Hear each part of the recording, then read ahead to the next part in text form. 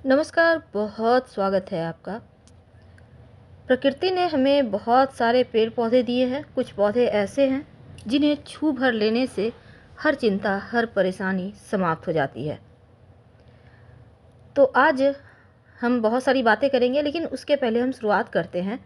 शिव पुराण के अनुसार शिवलिंग पर बिल्वपत्र चढ़ाने से 1 करोड़ कन्यादान के बराबर फल मिलता है।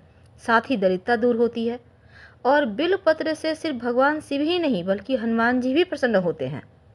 अगर आपके घर में बिल्वपत्र का पौधा है तो परिवार के तमाम लोग पापों के प्रभाव से मुक्त हो जाते हैं, क्योंकि दरिद्रता दूर करने के लिए, गरीबी हटाने के लिए घर के मुख्य दरवाजे के बाहर बिल्वपत्र का पेड़ लगाया जाता है। इससे देवी माँ लक्ष्मी जो है वो प्रसन्न होती है और घर में खुशियाँ भी आती है। तो उत्तर दक्षिण दिशा में धन प्राप्ति के लिए आप ये पौधा लगा सकते हैं। माना जाता है कि बिल्वपत्र के वृक्ष की जड़ में गिरिजा माता का वास होता है। तने में महेश्वर, शाखाओं में माँ दक्षिणी, पत्तों में माँ पार्वती, फूलों में गौरी, फलों में देवी कात्यायनी का वास है। अगर हम ज्योतिष की माने तो उत्तर पश्चिम दिशा में अगर बिल्वपत्र का पौधा लगाया जाए तो घर में रहने वाले सदस्य तेज और ऊर्जावान बने रहते हैं। और घर आंगन में जिस किसी का भी बिल्वपत्र का पौधा लगा होता है, बुरी शक्तियां ऐसे घर में प्रवेश कर ही नहीं सकती। सकारात्मक ऊर्जा आता है और चंद्र दोष कभी परेशान नहीं करता। चंद्रमा से बहुत सारे दोष बनते हैं, उसमें विष दोष भी होता है, विष योग होता है। तो उन दोषों से मुक्ति मिल जाती है जिस घर में बिल्वपत्र का पौधा होता है। लेकिन कुछ ऐसी तिथियां हैं जब बिल्वपत्र तोड़ी नहीं जाती। चतुर्थी, अष्टमी, नवमी, चतुर्दशी, अमावस्या पर बिल्वपत्र नहीं तोड़ना चाहिए। संक्रांति काल, सोमवार को बिल्वपत्र भूलकर भी ना तोड़ें और बिल्वपत्र को टहनी के साथ नहीं तोड़ें। चढ़ाते समय 3 पत्तियों की डंठल को तोड़कर ही शिव को अर्पित करें। 3 से ज़्यादा पत्तियां हो तो ठीक है, लेकिन 2-1 ऐसा नहीं होना चाहिए। तो बिल्वपत्र भगवान शिव को अति प्रिय है और इसके 3 पत्तों में सत, रज और तम तीनों गुणों का वास होता है। बिल्वपत्र के 3 पत्ते त्रिदेवों के साथ होने के प्रतीक हैं। इसमें कई औषधीय गुण भी हैं, नकारात्मक ऊर्जाओं को दूर करने के गुण भी हैं। और बिल्वपत्र न सिर्फ पूजा पाठ में काम आता है बल्कि औषधीय प्रयोग में भी काम आता है। भगवान शिव जब विष के प्रभाव से अचेत हो गए थे तब उनकी चेतना को वापस जगाने के लिए कई तरह की जड़ी बूटियों का, पत्तों का प्रयोग किया गया था और बिल्वपत्र भी उनमें से ही एक है। शिव रूप शिव का प्रिय इसी कारण से बिल्वपत्र को बनाते हैं। अगर हम शिव पुराण की माने तो बेल की बड़ी महिमा बताई गई है। अगर इस पेड़ की छाया में बैठकर स्नान करें, भोजन करें या भोजन करवाएं तो मनुष्य पाप से मुक्त हो जाता है। यहाँ तक कि कहा जाता है अगर बिल्वपत्र के पेड़ की छाया के नीचे से कोई मुर्दा निकल जाए तो उसकी तमाम पापें नष्ट हो जाती है, उसे अधोगति नहीं होती, उसे मुक्ति मिल जाती है। बिल्वपत्र के पत्ते ही नहीं बल्कि इसके कांटों का भी महाप्रयोग किया जाता है। बिल्वपत्र के आपने देखा होगा डंठल में कांटे होते हैं।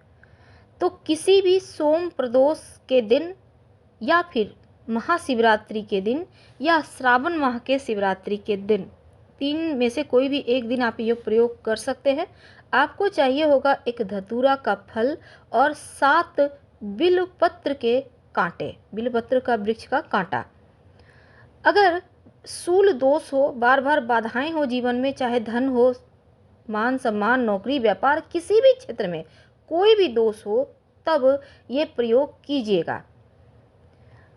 क्या करेंगे? सबसे पहले तो आप शिव जी के मंदिर जाएं, 1 लोटा जल अर्पित करें, फिर आप आक का जो फल है उसको अर्पित करें और अंत में ये कांटे अर्पित करें और भगवान से प्रार्थना करें कि भाग्य में जो दोष है, शूल है, जो बाधाएं हैं, जो भी आपकी मुश्किलें कह दे और फिर आप उन्हें प्रणाम करके अपनी कामना कहकर घर आ जाए।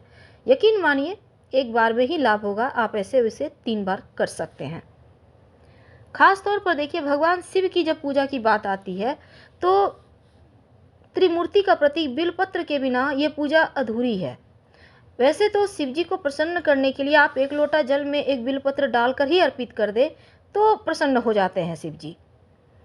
और जो बिलपत्र के डंठल होते हैं, इसकी डंडी घिसकर जो चंदन बनेगी, उस चंदन से शिव जी का अभिषेक करें तो जीवन में शीतलता आती है, टेंशन नहीं रहता। मान्यता है, अगर आप सोमवार के दिन शिवलिंग को स्नान कराने के बाद बेलपत्र के 5 पत्ते अर्पित करते हैं, साथ में दूध शहद से शिवलिंग का अभिषेक करते हैं, तो समस्त मनोकामनाएं पूर्ण हो जाती है। और मनोकामनाएं तो उसको दोहराते भी जाइएगा। ये प्रयोग आप 3 से 11 सोमवार तक करें, आपकी इस बीच ही कामना पूरी हो जाएगी। अगर विवाह में देरी हो रही हो तब आप 5 सोमवार शिवलिंग जब आप शिव जी का पूजा कीजिएगा तो आप मंदिर जाके कीजिएगा, घर में नहीं। 108 बिलपत्र शिवलिंग पर अर्पित करें। ओम नमः शिवाय का उच्चारण करते हुए अपनी कामना कहें, जल्द ही कामना पूरी हो जाती है, विवाह के योग बनते हैं।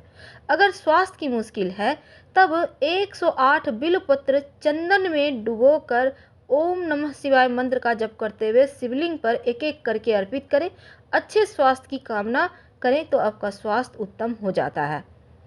संतान का सुख नहीं मिल पा रहा हो तब आप एक छोटा सा उपाय कर सकते हैं। आपकी जितनी उम्र है उतना ही बिलपत्र लें और एक पात्र में कच्चा दूध ले लें। एक एक बिलपत्र दूध में डुबोते हुए शिवलिंग पर अर्पित करते जाएं। ओम नमो भगवते महादेवाय मंत्र का जप करते जाएं और संतान प्राप्ति की प्रार्थना करें। 7 सोमवार कीजिए। कोशिश करें कि पूर्णिमा तिथि के बाद जो पहला सोमवार पड़े उसी से शुरुआत कीजिएगा, आपको लाभ होगा, संतान की समस्या दूर होगी, संतान प्राप्ति होगी। अगर पैसा ना टिके तब सोमवार के दिन बेलपत्र के 5 पत्ते शिवलिंग पर अर्पित करें और उन पत्तों को उठाकर अपने धन स्थान पर रख दें। अगले सोमवार उन पत्तों को निकालकर पवित्र नदी में प्रवाहित कर दें या मिट्टी में दबा दें और फिर फ्रेश ये प्रयोग आप करें। आपका पैसा टिकने लगेगा। आप 1 बेलपत्र भी उठाकर रख सकते हैं। वैसे मान्यता है कि आप अगर एक महाप्रयोग हम आपको बता दें इसके पहले कि हम आगे चलें। देखिए, सोमवार की शाम अगर आप बिलपत्र के पेड़ के नीचे एक दिया जलाते हैं। दिया कैसे जलाएंगे? एक मिट्टी का दिया होगा, उसमें 2 बातियां होंगी, दोनों बाती का अलग अलग सिरा जलेगा और उस दीपक में घी डालेंगे और एक चावल का दाना, याद रखिए एक चावल का दाना। अब इसको लेकर आप थोड़ा सा जल भी ले लीजिए। शाम के समय जाइए और थोड़ा सा जल वहाँ पर छिड़के, फिर बिलपत्र के पेड़ के नीचे, याद रखिए आप इस दिया को दोनों ही सिरा जलाना है। एक उसमें चावल का दाना होगा, बिलपत्र के पेड़ के नीचे जला दे।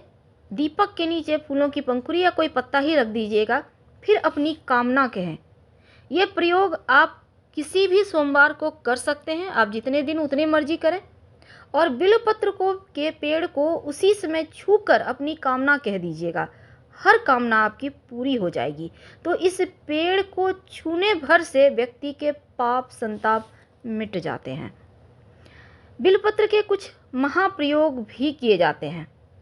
माना जाता है कि बिलपत्र के वृक्ष की पूजा करने से दरिद्रता का अंत होता है, व्यक्ति वैभवशाली बन जाता है, माँ लक्ष्मी बहुत प्रसन्न होती हैं, क्योंकि इनके पत्तों को लक्ष्मी के स्वरूप माना जाता है। ऐसे लोगों को धन का अभाव नहीं होता।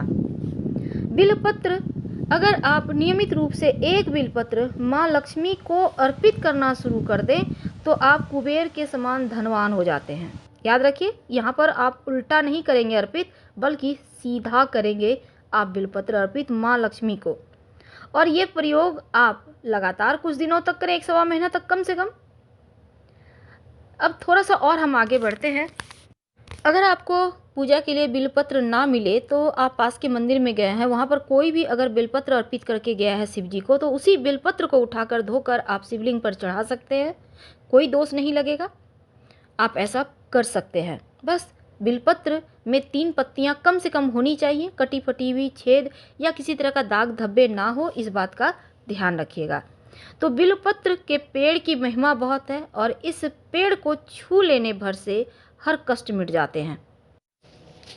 ऐसी मान्यता है कि श्रावण माह के सोमवार के दिन अगर बिल्वपत्र के पेड़ के नीचे एक दीपक जलाएं और बिल्वपत्र के टहनी में 2 हरी चूड़ी हरे धागे के सहारे बांध दें तो लक्ष्मी स्थिर हो जाती है, सदा सुहागन होने का वरदान मिलता है और जो स्त्री ऐसा करती है उसे कभी भी किसी चीज़ की कमी नहीं होती पूरी लाइफ में।